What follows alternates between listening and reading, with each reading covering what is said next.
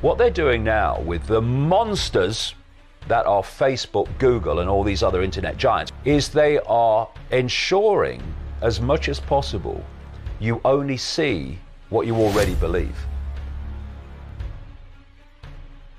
Ignorance is still a choice.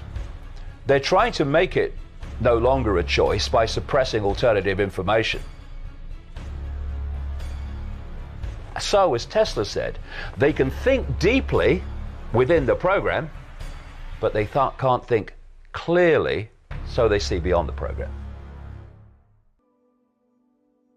This guy who is perceived by so many to be crazy because he's talking outside the box, how could I be writing these things all that time ago and now mainstream science is catching up?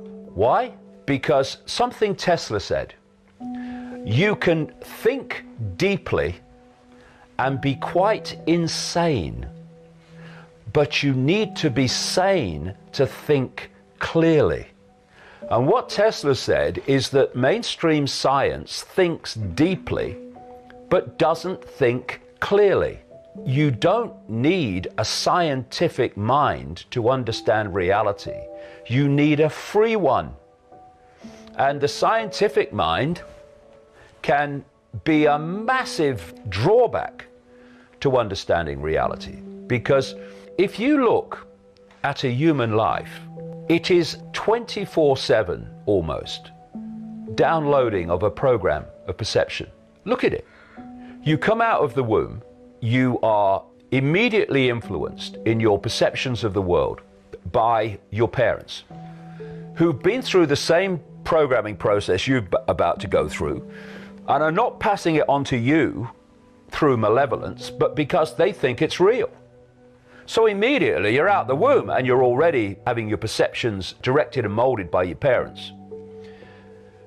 Then, 3, 4, sometimes 5 years only after you enter this reality, you're sitting at a desk and an authority figure called a teacher is telling you at least 5 times a week, hours and hours a day, what is, what isn't, what's right, what's wrong, what's possible, what's impossible, what's happened, what's not happened. And in terms of control, they're telling you when you have to be there, when you can leave, when you can eat, when you can talk, when you can go to the toilet. You've only just arrived, and this is going on. And then all the way through your formative years, right into your teenage years, this download of the state's version of reality is going on. At the same time, your parents, when you're younger, are confirming, except those that have expanded their awareness, they are confirming that what you're being told at school is true. All the people around you, your peers and your friends and your acquaintances, are going through the same programming system. They're confirming to you it's true. Every time you turn on the mainstream media, and much of the alternative, let me say, they are telling you the same thing is true. And so on and on and on it goes. And then there's not only the download of the perception, there's also the policing of the perception. If you challenge what you're being told at school, then you are a disruptive influence in the classroom. If you question what I call the postage stamp consensus, what this download is telling us to believe in terms of its narrowness of possibility, then your peers ridicule you or call you crazy because you're challenging this norm. Next stage, you go into the adult world. You go into politics, you go into journalism, you go into medicine, you go into science, you go into the corporate world. You go into education to be a teacher or an academic. And what are you taking in to those institutions? The core programming that you've been downloading since the day you were born. Actually before, in the womb, through the mother as well, perception programming. And then you've got these institutions, therefore, that are directing society and are telling society what is and isn't. The new teacher, once you get into the adult world, they are confirming to each other that actually this ludicrously narrow sense of reality and normal, is real. So a journalist will, if he's covering, or he or she is covering a medical story, they won't go to an alternative practitioner who's coming from a different view of reality. They'll go to a doctor and they'll get the song sheet. They want to talk about reality, they'll go to a scientist and get the song sheet. Same with all these things. And so all the way through your life, you are being bombarded with a sense of normality and a sense of the possible and a sense of reality, which is so powerful in controlling people's perceptions that people have laughed at me over the years for saying things that science, even mainstream science, has proved to be true. But because that's not appeared in the mainstream, where they get their information from, they don't know it's been proved to be true, and thus, if I'm saying it, it's got to be crazy. Because I never went to school, thank you God. And this is the other thing about this program. The further you go in it, the more programmed you become to this perception of normal, this ludicrously narrow sense of normal. And who goes further into it?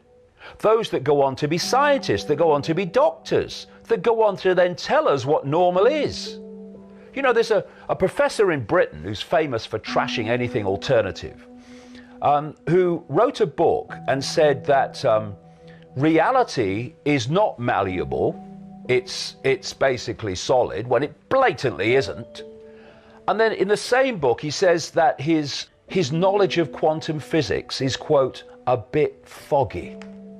This is what you're dealing with. You're dealing with people who are so programmed with the official version of normal, they cannot literally think outside of it. So, as Tesla said, they can think deeply within the program, but they can't think clearly, so they see beyond the program. And that's why we need free minds looking at this, not scientific minds. They're never going to suss it. Why do animals know when an earthquake's coming? Why do they know when there's a storm coming before humans do? Because they haven't been to school. They don't read the local newspaper and watch the mainstream media. They've not got peer pressure all the time that we've discussed to desensitize them from the wider field and focus them only in a tiny band of it. So because everything is energy in the end, everything is waveform energy in its base form. When you start to expand your awareness into the greater field, you're expanding your awareness into greater understanding, into greater insight, into greater knowledge. And that's the last thing that the few seeking to enslave and direct billions want you to do. They want you isolated in a sense of little me, in a sense of everything's apart from everything else, rather than we're all expressions of the same awareness having different experiences. And so the system has been set up to pressure people from the earliest age to sense and self-identify themselves with the labels of experience rather than the infinite, eternal totality of who we really are. And once you enter the realm of the five senses, and that's where science is, quantum physics apart, that's where medicine is, almost entirely medicine. You can only see what you can see. You can only perceive what your five senses can draw to you in terms of experience. And everything beyond it is lost to you. Therefore, you can't get this greater insight from awareness beyond the world of the seen. You're isolated. Now, if you want to control people, do you want them communing with each other symbolically and sharing their experience so everyone has the benefit of other people's insights? Or do you want them isolated from each other so they're not sharing information? The only information they receive is the information they've got themselves. Of course, you want the latter, because then people are in ignorance of what there is to know. And if they're in ignorance of what there is to know, they're in ignorance of almost everything. And the human disease is ignorance. And I don't say that in a condemnatory way, it's a fact. They're ignorant of so much because the system has made them ignorant. This is why the narrow band of postage stamp normal is all you get through the education system, it's all you get through the mainstream media, it's all you get from all these forms of communication. And I would say to people, ignorance is still a choice. They're trying to make it no longer a choice by suppressing alternative information. And they're trying very, very hard to do that now. But still, now, as we speak, ignorance is a choice. It's not like you're in a situation like China, for instance, where they firewall off great swathes of the internet that they don't want you to see. Then ignorance is not so much a choice. It's an ignorance that's imposed. But if people want to know what is possible and what's going on beyond what they're told by the mainstream everything, it's there still, for now, in books and in on the internet and videos, etc., where they can see it. But what they're doing now with the internet is trying to firewall off people in the same way as the Chinese do, but in a more subtle way. So in China, there's great chunks of the internet that you can't access. What they're doing now with the monsters that are Facebook, Google, and all these other internet giants, which in the end are controlled by the same network, is they are ensuring that basically, as much as possible, you only see what you already believe. They do this by algorithms. They chart your surfing history. They chart what kind of subjects you watch on YouTube and what you say on Facebook.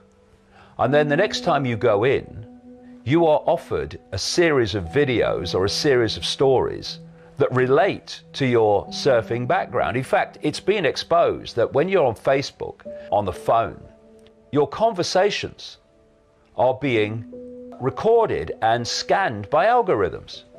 And they found this out by people having conversations about various subjects. And when they next went into Facebook, they were being offered advertisements for the subjects, not that they'd been surfing, but they'd been discussing between each other.